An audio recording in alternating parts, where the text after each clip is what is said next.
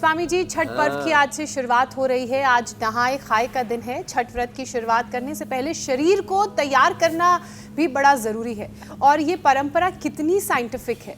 कल खरना का व्रत, फिर पानी में खड़े होकर ढलते और उगते सूर्य को अर्घ, उसके बाद स्वामी जी सूर्य की किरणें तो कितना लाभ करती हैं, ये आप हमें कब से बता रहे हैं। अब इन किरणों का शरीर पर कैसे कितना असर पड़ता है ये भी समझाइए। इसके साथ साथ आयुर्वेद और योग के लिहाज से ये जो व्रत है छठ का, इसके क्या फायदे हैं वो भी बताइए। देखो, एक तो सूरज की धूप में बैठने से हाइपोडर्मिस, डर्मिस, एपिडर्मिस, ये जो तीनों स्किन के लेयर हैं यही एक्टिवेट होकर के विटामिन डी का सिंथेसिस अपने शरीर में अच्छा करती है, संश्लेषण अच्छा करती है। केवल इतना ही नहीं है, इससे जो है हड्डियां मजबूत होती हैं, इससे स्किन अच्छी होती है, इससे डिप्रेशन दूर होता है, इससे इम्यूनिटी अच्छी होती है सूरज की धूप से। और सूर्य की उपासना से पूरे शरीर का तमस हटता है। असतो मां सद्गमय, तमसो मां ज्योतिर्गमय, मृत्योर्मा मृतम गमय। तो सूर्य उपासना मात्र विटामिन डी के लिए नहीं है, ये मात्र हड्डियों के लिए नहीं है, ये हमारे शरीर बल, इंद्रिय बल, मनोबल के साथ आत्मबल।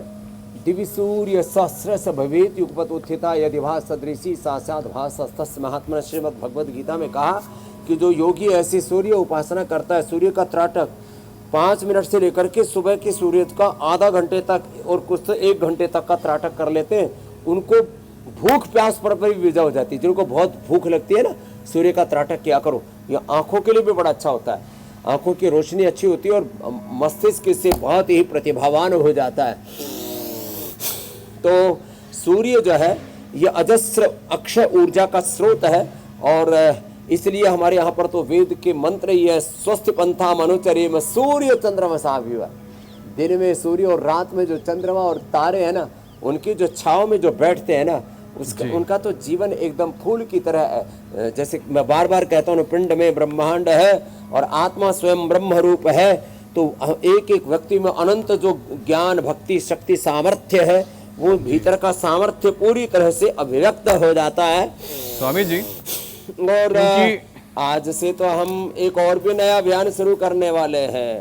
देश में 28 राज्य, 800 जिले और 700 से ज्यादा जनजातियां, और इसमें अलग अलग जनजातियों में अलग अलग जड़ी बूटियों का प्रयोग होता है।